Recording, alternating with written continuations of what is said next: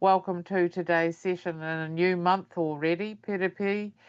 I would like to start this morning by offering a karakia to open our space. He timitanga whakataka te hau. Whakataka te hau ki te uru, whakataka te hau ki te tonga, kia mā kina kina ki uta, kia mā taratara ki tai. E hi aki ana te ata kura he tio, he huka, he hauhunga, ti hei mauri ora. Hope it's a glorious day wherever you are in the motu. Thanks to Adult Community Education Aotearoa that I have the opportunity to present this workshop to you today, and to people who may watch later online. Kia ora. And this is the organisation that holds a hui whono and a national conference, which this year is going to be held next week here in Ōtautahi. So sign up if you haven't already to newsletters and other information about workshops around the country. Ko Waio, who am I? And many of you have heard me speak before and know who I am, but just in case you haven't met me before, there's a little bit of a background about me. That's my background there, and working with adults a lot around in the community and in the tertiary education sector. So this is a chance for you, please, to offer your introductions in the chat. It's great if you would be able to do that, and then I can get a sense of who's here. So here's our kaupapa today, and the photo I took last week from the plane of the Southern Alps, actually, because it is certainly getting colder, isn't it? So there's our session today. We're looking at some challenging behaviours, of course, and then strategies for managing behaviours, and an opportunity for you to share with each other what you do. So that's our session today. It's on managing behaviour for positive learning. So I've chosen the ACE teaching standards that I think best fit for this session, and you can see those there. So they're available on the ACE website and are always useful for checking in for how you're going as a tutor. It just reminds me how I'm doing each of those indicators, how I'm addressing each of those indicators, and it's those three today that I think best address this session. So to start with, I thought it would be good to just get a sense of the behaviours you most find challenging when teaching adults, because I know you're all teaching adults at various places at various times around the country, and it would be good to get a sense of what is the biggest problem that you find annoying. I think Marie, just scroll up and I can see, Marie, you've already put one in there. So it's the personal space one and the ones that interrupt all the time. Is that right, Marie? Yeah. Good, thank you. Feel free, anyone else, to write in the chat now. I think that we're a small enough group that I can see everyone there. So what are the behaviours? Or you can unmute and tell me too, actually. Feel free to do that, whatever's easiest for you. So thank you, Anna. It's about lack of engagement or participation, making it hard to gauge what and how information is being received. Yes, I totally relate to that one too. People who don't ask questions but want to know things. So it's kind of like, Fiona, they're not engaged. But Amina, you have put interrupting. I'll just have another look. Yeah, that's the same as Marie, and personal space was her one. So those people who want to know but they don't ask questions, yeah, so I take it they're probably just feeling shy. Any other behaviours you find challenging? Anyone like to share or to offer? Possibly a student wanting the attention all the time, and they keep interrupting and just thinking they're the only person that's important in the class. Yes. Very intense. Yes, I know what you mean, Marie. Thank you. And Sandy, thank you. Your biggest challenge is when the topic is being taken another direction, another tangent. Yeah. Oversharing. Wow. Yeah, that could be a big issue as well. Yep. Great. Thanks, Julie. And then topic on another tangent. I'll just write those down. Thank you very much, all of you. That's good to get a sense of those, and we can talk about those soon. I have some slides with some strategies, and then we can have a chance to look at some scenarios which are mostly cover off your issues as well. All right, let's carry on. I found that this was quite helpful for an overview or a summary of what we're doing around managing behaviour. And essentially, I think these are the key things that we work towards. And it might seem a bit simplistic because I suspect we're all doing this anyway, aren't we? We're making sure that we're respectful. We try and encourage collaboration, engagement. We set those clear expectations, and we hope that the learners that we're working with communicate openly. From my experience, sometimes the clear expectations aren't always set, so that may be something for you to think about if you don't do that.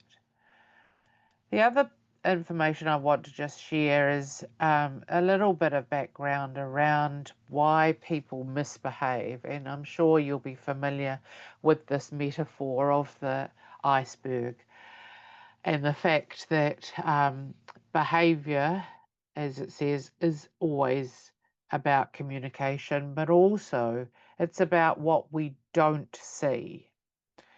So for our learners above the surface, there you can see that often, if they get particularly disruptive, they may cry, they may retreat, they may get angry.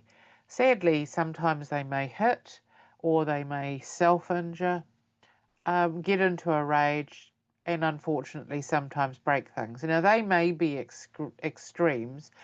Perhaps in a lesser degree, we may just see them not engage and basically not participate and, shut themselves off from learning. But the whole understanding of the iceberg metaphor is that we don't know what's going on at the beneath the surface, what's underneath, unless we ask. And sometimes we don't have those opportunities to ask because we're too busy with other learners, or the learner themselves isn't open to sharing. But you can see there all of those other issues that learners are struggling with, and we don't see all of those things. We don't know how tired they are from working in several jobs or looking after whānau. We don't know about their past trauma unless they share it with us. We don't know that they may have sensory issues and may be struggling with some neurodiversity challenges, or in fact any challenges around learning. So there's a lot that we don't know, and I always think that it's important to try and understand before we analyse and consider what the behaviours are or respond negatively to the behaviours, that we actually spend some time thinking, so what? What is going on for this learner? And I'm sure you do that and you are understanding.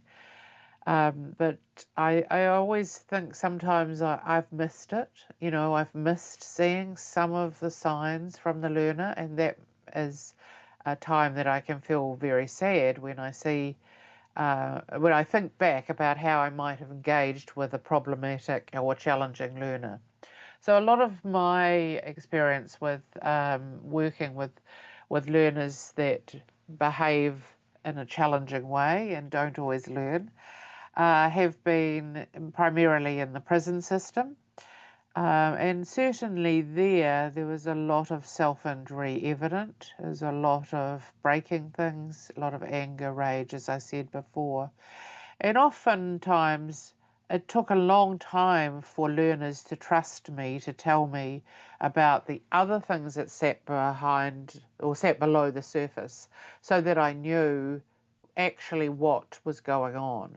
It isn't an excuse, but it does help me understand, as their kayako, as the person working with them, what else is happening in their life. And I think sometimes parents, educators, we all forget the things that are actually underneath the surface. And I'm certainly, not perfect at this. It's taken me years to recognise some of these issues in behaviour, certainly with my own children, actually, as well as the people that I have taught over the years, and the very many adults within the community, the prison system, the university, as well. And just because I've worked in a prison or in a university, don't think that these issues don't happen there, because they do as well. Perhaps a lot of it is hidden, perhaps a lot of it isn't so evident, but still there's a lot of challenging, difficult behaviours that many of us need to deal with in various settings. Sometimes corporate settings too. Sometimes I do some work in the corporate area, and sometimes there's still behavioural challenges to work with. So there's a lot of things going on when we teach the variety of learners we teach.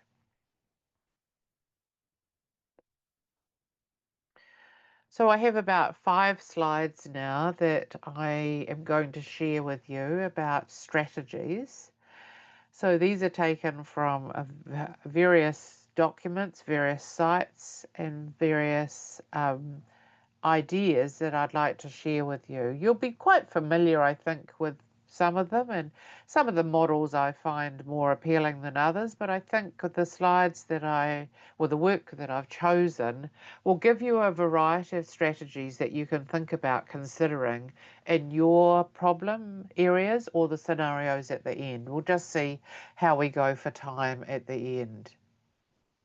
So think about their strategies. You may want to write a few down, because I will be inviting you to share what you would do. So the first one I have taken from some work that Angus and Sonia McFarlane who worked here at the University of Canterbury, where I am now, worked on some ideas in their document called Huakina Mai. And these are just 2 sound bites, if you like, that I took from that document that I think is really a key to start with. And I like what they say about the work that they noticed that educators were doing around working with Māori learners in particular. And that's about the focus on the mana. So that's about the special presence that each learner brings. So the fact that they have a uniqueness we can focus on, rather than a destruction of them, as in the next slide, which is about, or next point there, which is moving away from punishment and focusing on restorative. Perhaps a bit maybe idealistic, but I thought that was a good place to start. Keep on focusing on that mana of the learner and the group. What is special about them? What is unique? What is it that stands out? Rather than getting drawn into punishing the behaviours that keep hitting us in the face and are distracting. So it's a hard thing to do, but I thought it was a lovely reminder from Angus and Sonia to do that. Here's a lovely colourful one, and easy steps here, but I really like them. I just thought that, yeah, that's what it is, isn't it? When we have challenging behaviours, we need to remind ourselves, myself included, to not get angry, to be as calm as possible, to de-escalate. De-escalation is a whole nother focus in itself, but it's kind of essentially not making it worse, isn't it? Not arguing, not fighting back, not encouraging the learner to get angrier. It's around acknowledging those feelings, working together, and then thinking about it afterwards in a reflective way. Again, Perhaps I'm covering these too quickly, but I'm sure many of these ideas you'll be familiar with. But also, I don't want to go into the depth of each of these, but I think they are quite simple but straightforward approaches to consider. Here's some more information here, a summary from a number of projects. Again, we've looked at the underlying causes as we looked in the iceberg. Communication and de-escalation come up a lot. Support, of course, comes up a lot. Maybe a bit simple to say address specific behaviours, but I guess a reminder not to focus on everything.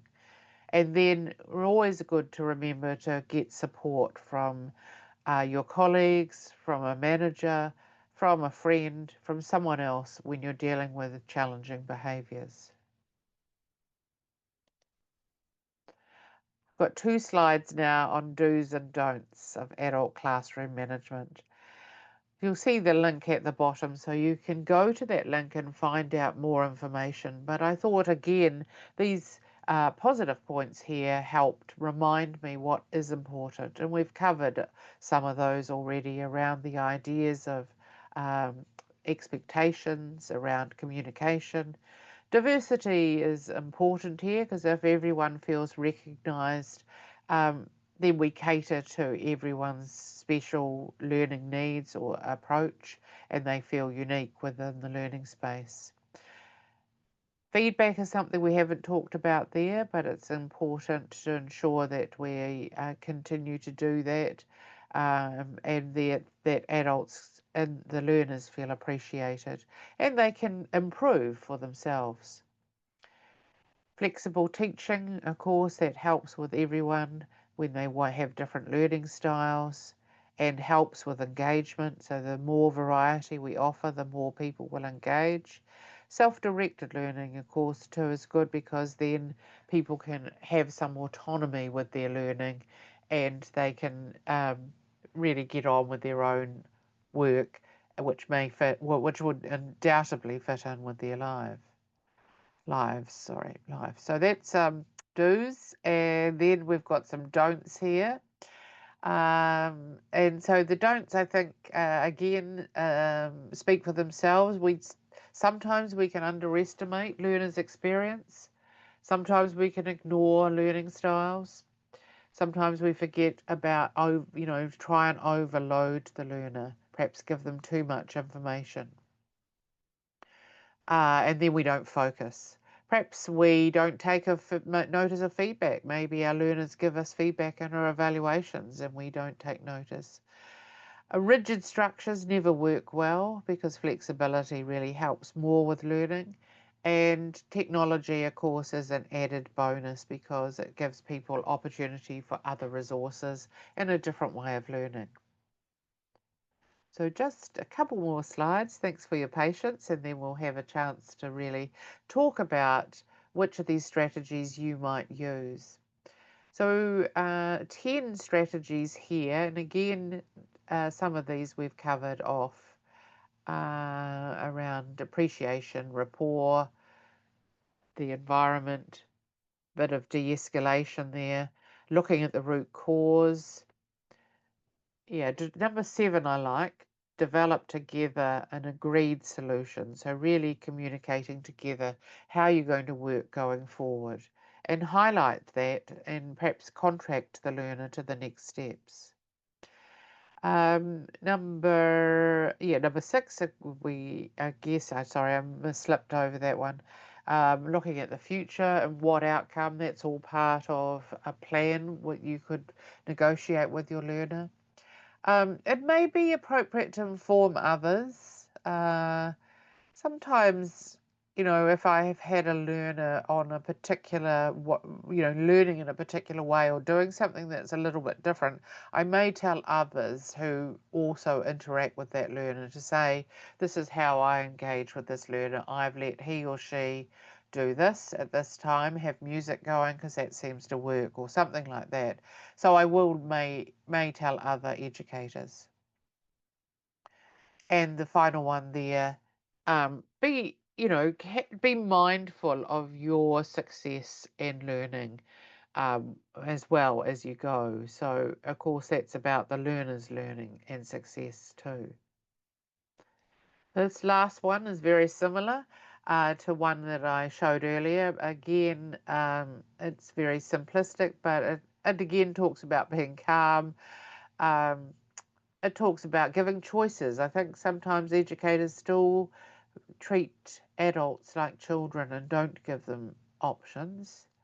Um, it reminds us to talk about things later, as in this perhaps isn't the time and place. Can we, catch up later and talk this through? It reminds us about listening actively. So that's that listening and then repeat what was said afterwards. Like, it's like I'm a mirror and feeding back to you what you're saying to me. Sometimes just changing the subject to a positive one can really deflect, can't it? It can move the anger or the frustration away. Have to be careful with that one, and humour as well, because sometimes it can escalate people even though we think they might be helping to de-escalate. So, mindfulness activities could be a calming activity for some. For others, it may be a walk outside. For others, it may be a cup of coffee. There's something there that we can think of. And the last one, again, it's a reminder, isn't it? Just to give them space and to wait and not to push it. Having, my 26-year-old son is living with us still at the moment, and I spend a lot of time giving him space and time when he's angry and not responding. It's hard, but I have learned or learning still to do that. Now, thanks to Ty's shared with me some AI skills here. Or AI support here. So I just learned about this yesterday. He talked to me about this website called Magic School AI. So I had a look at that and signed up. It's free. And Magic School AI offers behaviour intervention suggestions. So I just scrolled through the summary list there and found, because they offer lots of things. It was great to have a look at. And if you haven't, do have a look at that site, because there are lots of good things there. As I said, it's free. And what I did is write in there one of the scenarios. So this was one of the scenarios we can look at soon, but I wrote in that scenario about the person who dominates, the person who answers every question and interrupts others. So that was the issue. And then what happened next, and I'm sorry I'm not doing this live with you, but what I've done is just show you what happens next rather than get distracted by moving to this site. This is what happened next. It gave me all the answers, just like that. So it was like, oh my goodness, there it is there. So people who dominate, answer questions, interrupt, cause problems, there's some ideas there. Talk about structured turn taking, give them peer feedback sessions, perhaps use role play scenarios. So with everything that's, AI generated, there'll be some there that I really wouldn't like and perhaps wouldn't use. But what I like about this site is it just quickly gave me some ideas to think about that I could implement. So do have a look at that. It was really easy to navigate through and really useful. And I'd like to go back and look further, but there's the answer, isn't it? This site is the answer to our problems, I wish. But anyway, have a go. So as I said to you earlier, here's some time now that we can think about what you will use in these scenarios. So there were lots of different strategies there that I offered you on different slides. And what I'm interested in now is thinking about for you what you might choose to use. So I'm just getting a sense Excuse of me. the. Excuse me, Yes, Jennifer. Judith. Yeah, so I just think that I will have a comment. Can you hear me? There, I have Yes, always have a problem with my audio. Okay, so anyway, what I was saying was before we start choosing the effective strategies according to our context, I'd like to share with everyone a reflection, my self reflection or comment on the behaviors, meaning of the students or learners. I think I need to go back to my own behavior. For example, from my own experience, when I feel stressed, and I have an unexpected meeting, for example, in between my online class, etc. So I realize and I observe that my learners also feel stressed. So which yes, means my reflection is it's not only the learners problems or behaviors or the behavioral challenges that we as teachers encounter that we should consider. It's also the ones in front of us, meaning our own selves. So, which yes, means that I realize, okay, when I am in a very good space as well, I'm relaxed and yes, not stressed. My learners also feel relaxed and stressed, and therefore it's like a kind of ripple effect, you yes, know. yes, So yeah, that's what I yeah. mean. So it's not only the learners; Yeah, it's yeah. also Thank the you, Judith. Yeah, yeah. thank you. That's a great reflection. Thank you. You're absolutely right, isn't it? How we're feeling internally will absolutely impact on the way that we work with our learners. And some of you may have often heard me talk about that whakatoki about, you can't pour from an empty jug. And it's that metaphor, if you like, about if we don't do good things for ourselves, when we're giving out so often to so many learners, we just become empty and not able to pour out anything further. So it's thinking about those things that help us, whether it's professional development, whether it's talking to a friend, having a cup of coffee, going for a walk, having a workout. Whatever it is, we need to be really mindful, because if we're feeling good, as you say, Judith, 9 times out of 10, our learners will respond to that energy and feel good as well. Yeah. Thank you. That's a really helpful point that I haven't covered. Appreciate that. What I have got here are some scenarios. I'll just go through them and then invite you to talk in your breakout rooms about various situations, because I know you have your own ones as well. You talked at the start about personal space problems, uh, oversharing, people who don't ask questions, people who interrupt, lack of engagement, um, thinking about the time constraints as well, and people who go off topic. So they feel free to talk about those issues and what you might do, what you could do. But I'll just also give you some scenarios here for you to think about as well. Here's the first one here, and you might have seen this one. This is the one that I put into the AI, the Magic School AI. This is around the dominator. And you've talked about this one earlier, that this is one of your problems too. The person who takes over, the person who acts, always interrupts and answers all the questions. And of course, the responses from the other learners is that they withdraw and don't participate. So, what do you do with the dominator type? First of all, think about that in your breakout rooms shortly. Here's another scenario. What do you do about the chronic latecomer? Maybe this isn't an issue for you, but sometimes people find this really difficult when learners come 15 to 20 minutes late and they really interrupt the whole flow of the session. What about this person, the side converser? So this is that one or two people who love to have their own conversations within the group.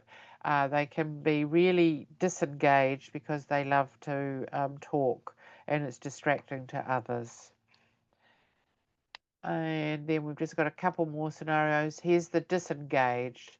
So this is the person who always seems uninterested, and sadly, they're the people, aren't they? We can see that are always looking at their phone, and again, other learners get distracted by them. The last scenario that I offer is the aggressive comment situation. So this is the person who gets angry within the room and may yell at you, the teacher, the educator, or another learner, and then the rest of the room is left with that. What do you do about it? So these are some different scenarios, but I'm interested now in what will you use in these scenarios as well as your own scenarios. Great. Welcome back, everyone. So is someone from room 1 happy? Or let's start the other end. Let's start with room 3 for something different. Room 3. Well, we were talking about the oversharer and trying Yes. to get them back on track, and you're Yes. watching for them to either take a drink or a breath so that you can get in there and say, thank you very much for that. We need to get back on track now.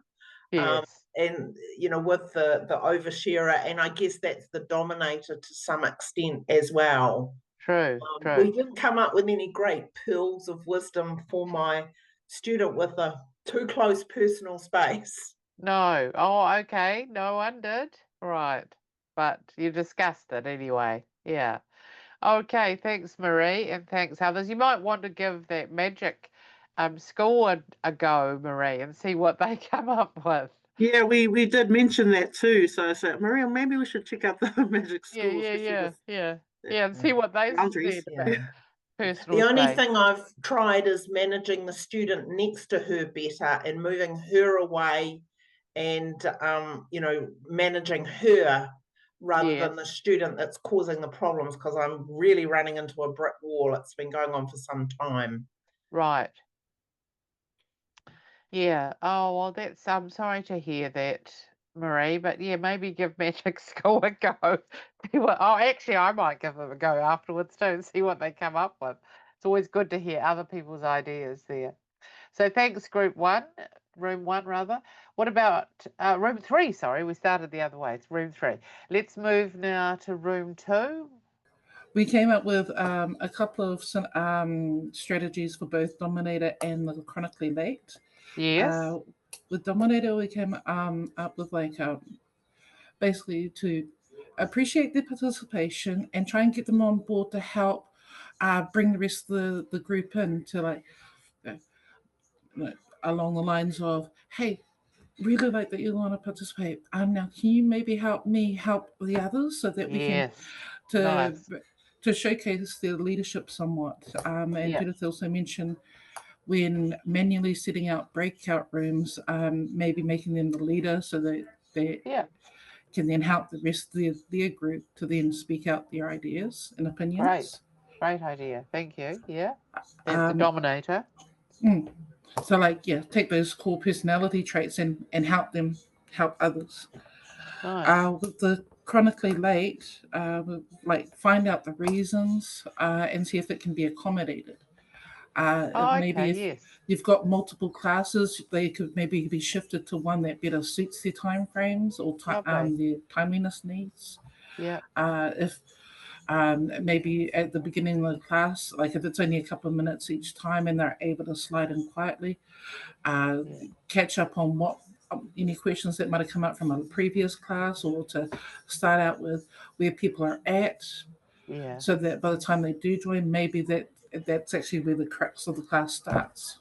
Yeah, yeah. Thank you. I particularly like that. Yes, ask why they're late, because oftentimes, isn't it, learners get punished for being late. But just like the iceberg, we see the lateness, but we don't see everything that's happened beforehand. And I know I've heard stories of learners doing so much before they actually get to a class, and we just have no idea about other people's lives. And so asking why can really help. And then all your other accommodations, I think, are really sensitive and will be really effective too with the latecomer. Fantastic. Okay, last but not least, room 1, please. So who would like to share what you came up with there? we were looking at the dominator and some strategies to deal with that. The Yes. first thing we discussed was that setting boundaries early on so that everybody's clear that you're going to have a group discussion, and it's important that everybody gets to share their point of view, but respectfully, and making sure that we respect others' point of view as well. And also clearly kind of indicating the time limit kind of boundary around that everybody gets to have 2 minutes to share their point of view, so that, you know, once they're done with that, thank you, acknowledge what they've said and say, thank you for sharing your point of view, but it's, you know, somebody else's turn now, so we'll move on to that. So acknowledging, but just as a facilitator, taking control of the situation to move them on. And then we talked about, you know, the same thing that, you know, importance of facilitators' role, and, you know, making sure that everybody's feeling respected, because they're all, you know, learners and stuff, and then keeping those boundaries and having those strategies. Yes, great. Yeah, that will really help, being very clear from the outset. And I know sometimes educators know about this, but often too we can forget, you know, and unless we do it in that first or second session, that's when people can, you know, like people do, take an inch and create lots more time, or whatever, to make a mile of it, whatever that saying is. But it's about, you know, if they see that they can dominate, they'll continue to do that. So we need to be really clear with our expectations right from the start. So thank you, Amina, and that group too, Jolene and Sandy. Lovely work. Thanks very much for your ideas, everyone. Great strategies. So we've talked about the dominator. We've got some ideas there. You like, or not liked, but you focused on that one. We've talked about the latecomer. So you had some ideas about the latecomer as well. Great. Side conversers, not so much, but again, probably my response to side conversers is around, like you've just talked about, being clear with expectations and engaging the person. It's a similar response, I think, for the disengaged. Sometimes giving people responsibility can really help. And talking to people, not in front of the whole group, but on their own, about what else is going on. There may be other distractions in their life, and this is the only way that they can learn, or need to move around, or need to do something else. So it looks to us like they're disengaged, but actually when we find out more, when we ask why, we can find out often that there are other problems perhaps that are dominating in the way that they can't learn. And again, I don't know if anyone focused on this one here, the aggressive comment, but again, good to work with straight away, but not in front of the whole group. To stop the group, maybe have a break and talk to the person or both people who are involved. Have an initial chat with them, come up with some expectations of behaviour, or just listen and perhaps make a date to catch up with both people, the person who's received the aggressive comment, the learner, and the learner who's made it. So follow up and have individual conversations, I think, can ensure that this kind of scenario is not inflated and doesn't escalate. So there are our scenarios. Here's an opportunity now for any questions, any chance to reflect on the session today. I am interested in what you think here about this next question here about the top 3 for you techniques you'll try next time you need to manage challenging behaviour. So this is an opportunity to think back on the session. Shall I just go back through some of those slides so you can think about your top 3? Sorry about this visually, but there they are there. What's your top 3 out of all of these slides? Was it their mana? Was it one of those? Was it one of those? They're a little bit more generic, those ones. Perhaps it was one of these do's to do.